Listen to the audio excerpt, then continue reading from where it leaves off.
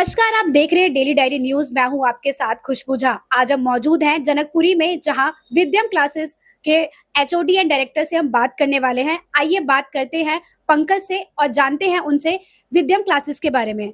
Sir नमस्कार। नमस्कार। Sir, विद्यम classes के बारे में जो आईआईटी और नीट के लिए इतना फेमस है, क्या बताना चाहेंगे इसके बारे में आप? देखिए, विद्यम क्लासेस जो है वो लास्ट 8 मंथ पहले ही स्टार्ट हुआ है और स्टार्ट करने का रीज़न था कि बड़े इंस्टीट्यूट में जैसा कि हम लोग 25 ईयर से पढ़ा रहे हैं, मैं और विवेक सर, और हमारे साथ कई और सीनियर टीचर्स थे।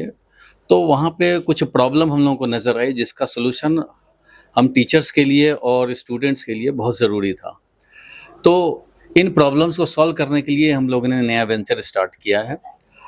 और प्रॉब्लम क्या था? तो प्रॉब्लम सबसे बड़ी बात ये थी कि बीइंग ए टीचर हम लोग जो काम कर रहे हैं वो मन का सेटिस्फेक्शन होना चाहिए।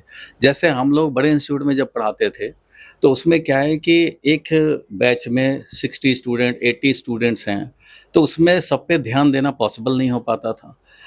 होता क्या था कि हम लोग पढ़ा रहे हैं तो लास्ट बेंचर्स जो हैं ऑलमोस्ट 70-80% स्टूडेंट्स जो हैं वो गॉसिप में लगे हैं या गेम खेल रहे हैं। तो उसमें इंस्ट्रक्शन होता है कि आप उनको डिस्टर्ब ना करें, क्योंकि डिस्टर्ब करेंगे तो अननेसेसरी कंप्लेन आपकी हो जाएगी। आपका काम है सिर्फ सिलेबस ख़त्म करना और कंप्लेन ना आए, बस। बाकी रिजल्ट के लिए हम लोग बड़े इंस्टीट्यूट वाले जो है वो एडजस्टमेंट कर लेते हैं। अगर रिजल्ट आया तो ठीक है, नहीं आया तो कहीं से मैनेज कर लेंगे। और रिजल्ट के लिए बड़े इंस्टीट्यूट में अलग अलग बैच होते हैं। जितने भी ब्रांडेड इंस्टीट्यूट है, मैं नाम नहीं लेना चाहूँगा, लेकिन सबके पास अलग रिजल्ट ओरिएंटेड स्पेसिफिक बैच होते हैं। बाकी बैच जो होते हैं वो सिर्फ रेवेन्यू के लिए होते हैं। That is a business model, और इस मॉडल में हम लोग सूट नहीं कर रहे थे, क्योंकि हमें लगता था कि जैसे बच्चों को ज़रूरत है ज़्यादा पढ़ाने की तो उनको ज़्यादा टाइम दिया जाए। यहाँ पे बिजनेस सेंटर पे क्या है, टीचर्स को लिमिटेड टाइम में ज़्यादा सिलेबस कवर करना होता है। जैसे 10 आवर्स का चैप्टर है उसको 5 आवर्स में ख़त्म करने का प्रेशर होता है, जिसमें कि हम लोग बच्चों के साथ जस्टिफाई नहीं कर पाते थे। तो ये अपना एथिक्स को कॉम्प्रोमाइज़ करके पढ़ाना ये ठीक नहीं था। दूसरी बात, स्टूडेंट को बहुत बड़ा प्रॉब्लम होता था कि एवरेज बच्चे जो हैं वो नेग्लेक्टेड फील करते थे। सारा फोकस जो है रिजल्ट ओरिएंटेड बैच पे चला जाता था इंस्टीट्यूट का।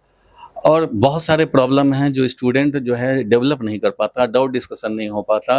टीचर्स जो होते हैं सीनियर वो ओवरलोडेड होते हैं। तो इन सब प्रॉब्लम के चलते हम लोगों ने जस्टिफाई करने के लिए कि एवरेज बच्चे भी डेवलप कर सकें और हम लोग अपना टीचर का जो कर्तव्य है वो पूरा कर सकें, इसलिए हम लोगों ने नया वेंचर स्टार्ट किया और रिजल्ट ओरिएंटेड काम कर रहे हैं, छोटे बैच में पढ़ा रहे हैं।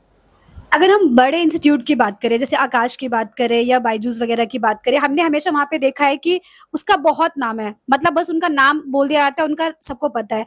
लेकिन अगर हम विद्यम से उसका कंपेयर करें और अगर हम बात करें बड़े इंस्टीट्यूट की और छोटे इंस्टीट्यूट की, तो क्या फ़र्क होता है? और बच्चों को अगर हम सैटिस्फाइड की बात करें और पेरेंट्स खासकर, क्योंकि बच्चों के साथ कहीं न कहीं हमने देखा है कि पेरेंट्स ज़्यादा इन्वॉल्व होते हैं। तो मैं विद्यम क्लासेस के बारे में पूरा ब्रीफ से जानना चाहूँगी कि कैसे इसकी शुरुआत हुई और बच्चों के लिए आप लोग क्या अलग करते हैं बाकी इंस्टीट्यूट से? देखिए, बाकी इंस्टीट्यूट हैं या हम लोग हैं, सब लोग रिजल्ट के लिए ही काम कर रहे हैं। और जो बड़े इंस्टीट्यूट आप जिनका नाम ले रहे हो वो भी तो कभी छोटे थे, इसलिए छोटा और बड़ा कुछ नहीं होता है। ब्रांड जो है वो धीरे धीरे ही रिजल्ट से बनता है। तो जिस टाइम पे बड़े इंस्टीट्यूट जो आप कह रहे हो स्टार्ट हुआ था, उस समय उन्होंने रिजल्ट दिया, मेहनत किया। लेकिन आज के टाइम में वो ब्रांडेड इंस्टीट्यूट जो स्टार्ट किया गया था वो टीचर्स आज नहीं पढ़ा रहे हैं। वो बिजनेस मॉडल बन चुका, खड़ा हो चुका, अब वो सिर्फ ब्रांड बिक रहा है। उसमें रिजल्ट ओरिएंटेड के लिए अलग बैच बने हुए हैं, और जो नॉर्मल बच्चे जो जा रहे हैं उन्होंने भी तो फीस जमा किया है, उनके साथ जस्टिफिकेशन नहीं कर पा रहे वो।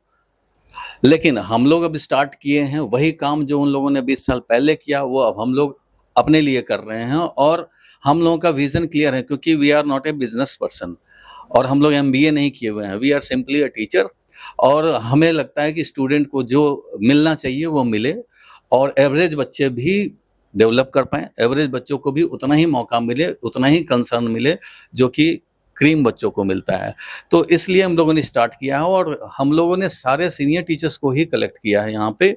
और हम लोगों का विजन सिर्फ मनी बनाना नहीं है, मनी माइंडेड हम लोग नहीं हैं। हम लोगों को पर्पस है रिजल्ट निकालना, और रिजल्ट कैसे निकाला जाता है वो हमें इतने साल पढ़ाते-पढ़ाते मालूम है, कैसे रिजल्ट निकलता है और एवरेज बच्चों से कैसे रिजल्ट निकलता है वो हम सबको मालूम है।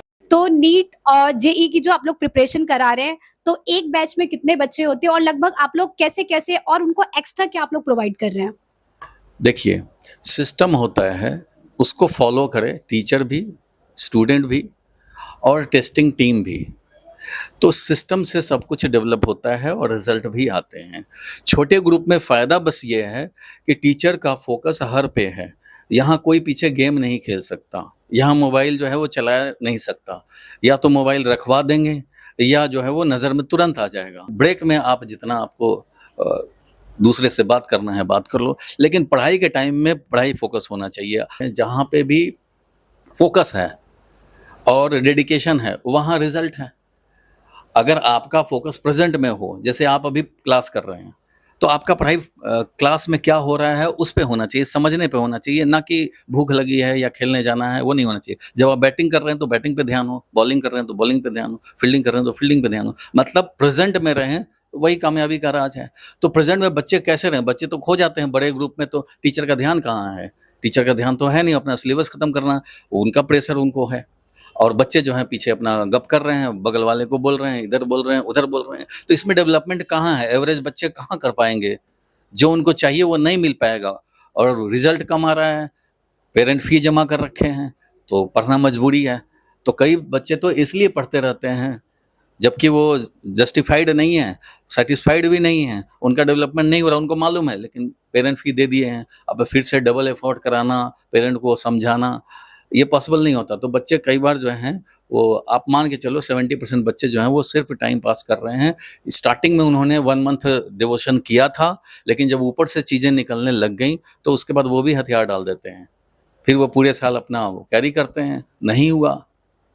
बच्चों पेरेंट वो यही बोल देंगे हमारा रिज़ल्ट नहीं हो पाया, कोशिश तो किया हमने, पर आप क्या लोग किया? बच्चों के लिए क्या-क्या समाधान करते हैं? और अगर हम बात करें बच्चों की, जैसे आपने रिज़ल्ट की बात करी, तो मैं जानना चाहूँगी कि रिज़ल्ट के लिए आप लोग कितने क्या अभी तक का आपका जो रहा है अचीवमेंट, वो क्या रहा है?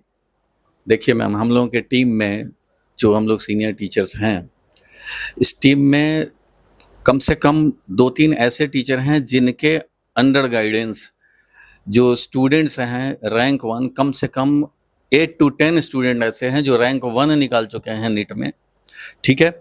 और हम लोगों ने हर जगह जो है अच्छे-अच्छे रिज़ल्ट दिए हैं। क्यों? ऐसा मौका मिला है, जब हम लोगों ने एक्स्ट्रा क्लास भी लगाए हैं जब ज़रूरत पड़े। तो देखिए, बड़े इंस्टीट्यूट में बड़े जो ग्रुप्स होते हैं, बड़े बैचेज़ होते हैं, उसमें 2-4 ही होते हैं जो कि आपको फ़ॉलो कर पाएँगे और आप उनको नाम भी याद रख सको और उन पे आप ध्यान दे सको।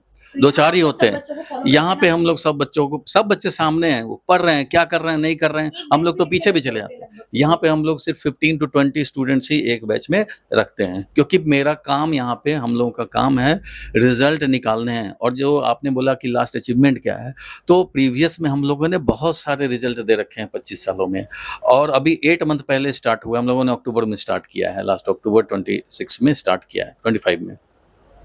तो अभी हम लोगों के पास जैसे 12th पास के करीब 12 स्टूडेंट्स थे हम लोगों के पास, जिसमें से 7 का सिलेक्शन हो गया इस बार। तो आप सोचो 12 में 7 का सिलेक्शन हो गया।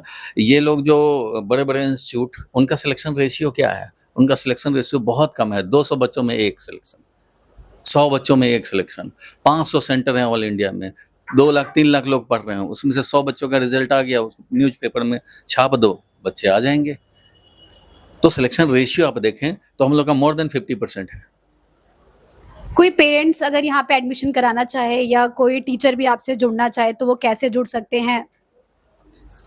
देखिए मैम, पेरेंट तो अपने बच्चों के साथ आएँ, डिफरेंस देखें, वो जहाँ जाना चाहते हैं उससे जस्ट कंपेयर कर लें, यहाँ क्या मिल रहा है और जहाँ जाना चाहते हैं उससे क्या यहाँ पे बेनिफिट है, क्या पॉजिटिव पॉइंट है, वो हम लोग बताएँगे।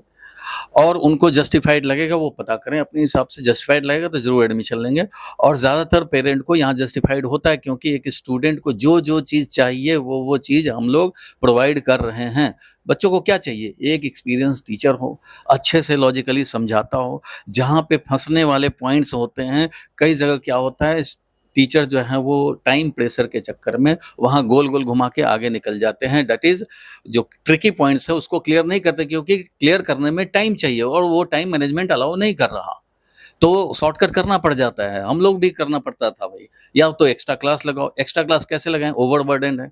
लेकिन यहाँ पे क्या है, हम लोग तो आप लोग टाइम पूरा मैनेजमेंट टाइम भी देते कर हैं। लेते हैं? बिल्कुल करते हैं, यहाँ पे हम लोग जहाँ-जहाँ ज़रूरत पड़ता है, देखो नॉर्मल चीज़ें तो हर जगह बच्चा पढ़ रहा है, नॉर्मल तो पढ़ाना ही है, लेकिन जहाँ-जहाँ ट्रिकी पॉइंट्स हैं, फँसने के पॉइंट्स हैं, वहाँ पे ज़्यादा स्ट्रेस दे कर के बच्चों को क्लियर करना है, क्योंकि ये ट्रिकी पॉइंट्स ही है जो बच्चों को लीड दिलाता है, जो एवरेज बच्चों से आगे निकालता है और सिलेक्शन कराता है, अच्छे रैंक दिलाता है। हमारा मकसद ये नहीं है कि सिलेक्शन की बाउंड्री तक पहुँचा दें, बाउंड्री को क्रॉस करके और अच्छे-अच्छे रैंक तक पहुँच पाएँ, ये हम सबका मकसद है।